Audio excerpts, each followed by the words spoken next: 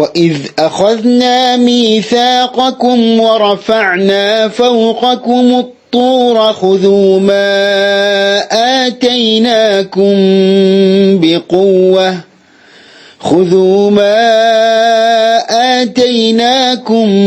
بِقُوَّةٍ وَاذْكُرُوا مَا فِيهِ لَعَلَّكُمْ تَتَّقُونَ.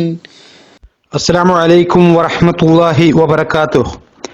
ബിസ്മില്ലാ അൽഹംദുലില്ലാ വസ്സലാത്തു വസ്സലാമു അലാ റസൂലില്ലാ.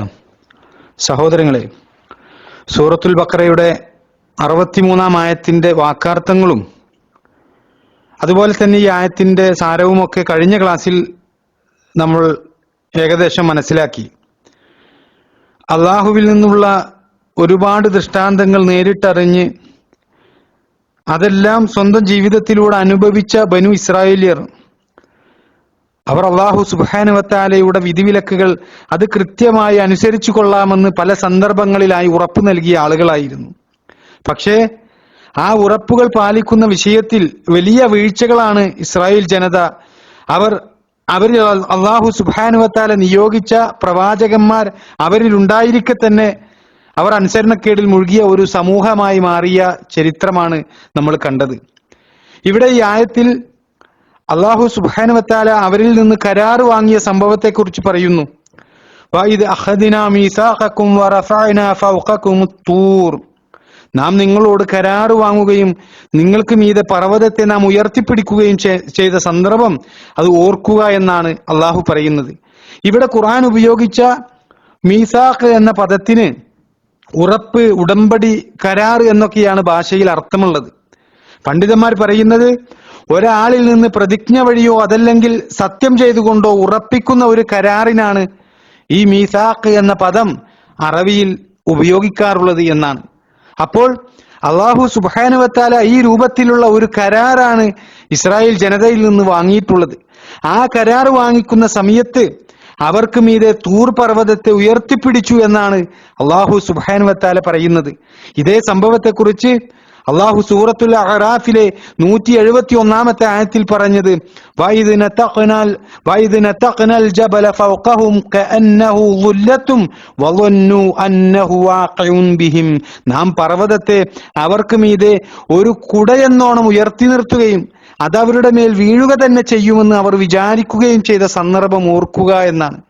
അള്ളാഹു സുബ്ഹാനഹു വ തആല ഈ കരാർ വാങ്ങിയ സംഭവത്തെക്കുറിച്ച് സൂറത്ത് അഅറാഫിൽ പറഞ്ഞ കാര്യമാണ് നമ്മൾ ഈ കേട്ടത്. ഇവിടെ ഈ സംഭവം പറയുമ്പോൾ സൂറത്തുൽ അഅറാഫിലെ അവർക്ക് മീതെ ഉയർത്തിയത് മലയാണ്, അൽ ജബൽ എന്ന വാക്കാണ് ഇവിടെ പരിശുദ്ധ ഖുർആൻ ഉപയോഗിച്ചത് എങ്കിൽ നമ്മൾ ഇന്ന് പഠിക്കുന്ന സൂറത്തുൽ ബഖറയുടെ ഈ 63-ാമത്തെ ആയത്തിൽ അള്ളാഹു സുബ്ഹാനഹു വ തആല പറഞ്ഞത് അത്തൂർ എന്നാണ്. അതുകൊണ്ട് തന്നെ ഇബ്നു കസീർ റഹിമഹുള്ളയെ പോലെയുള്ള തഫ്സീർ പണ്ഡിതന്മാർ നമുക്ക് വ്യക്തമാക്കി തരികയാണ് ഇവിടെ ഈ പർവ്വതം കൊണ്ട് ഉദ്ദേശിക്കുന്നത്, അതായത് തൂർ എന്നതിന് പർവ്വതം എന്ന അർത്ഥം കൂടിയുണ്ട്. അതുകൊണ്ട് തന്നെ ഈ പർവ്വതം എന്നതുകൊണ്ട് ഉദ്ദേശിക്കുന്നത് അത് സിനാ പർവ്വതമെന്നും തൂർ പർവ്വതമെന്നൊക്കെയാണ് അത് അറിയപ്പെടുന്നത്.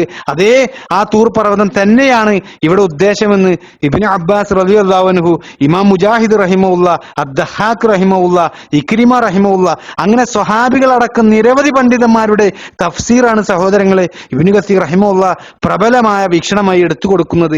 ഇവിടെ ഉദ്ദേശിക്കുന്നത് അത്തൂർ പർവ്വതം തന്നെയാണ് എന്ന് ഇവിടെ പ്രബലമാക്കിക്കൊണ്ട് തഫ്സീർ പണ്ഡിതന്മാർ നമുക്ക് പഠിപ്പിച്ചു തരികയാണ്. സഹോദരങ്ങളെ, ഈ സംഭവം, അതായത് ബനു ഇസ്രായേലിൽ നിന്ന് കരാർ വാങ്ങിയ സംഭവത്തിൽ തൂർ പർവ്വതത്തെ അവർക്ക് മീതെ ഉയർത്തി എന്ന് പറയുന്ന സംഭവം ഇന്ന് നമ്മൾ പഠിക്കുന്ന ഈ സൂറത്തുൽ ബഖറയിലും അതുപോലെ തന്നെ സൂറത്തുൻ നിസായിലും സൂറത്ത് അഅറാഫിലും അള്ളാഹു സുബ്ഹാനഹു വ തആല വ്യക്തമാക്കിയ കാര്യമാണ്. ബനു ഇസ്രായേലിനെ സംബന്ധിച്ച് ഇത് അവർക്ക് അള്ളാഹു സുബ്ഹാനഹു വ തആല കാണിച്ചു കൊടുത്ത ഒരു വലിയ ദൃഷ്ടാന്തമാണ്.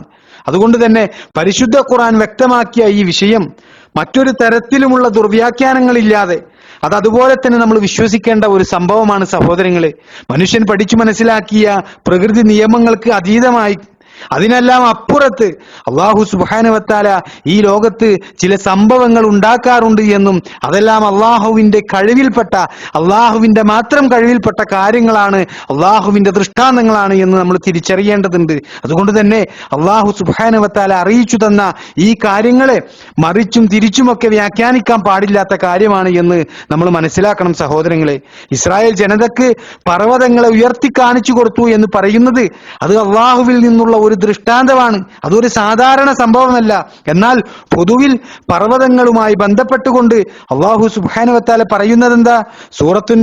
സൂറത്തുൻ നബയിൽ അള്ളാഹു സുബ്ഹാനഹു വ തആല പറയുന്നുണ്ട്, അലം നജ്അലിൽ അർള മിഹാദ, ഭൂമിയെ നാം നിങ്ങൾക്ക് ഒരു വിരിപ്പാക്കി തന്നില്ലേ, വൽ ജിബാല ഔതാദ, പർവ്വതങ്ങളെ ആണികളാക്കുകയും ചെയ്തില്ലേ എന്നാണ് അള്ളാഹു സൂറത്ത് നബയിൽ നമ്മളോട് പറയുന്നത്.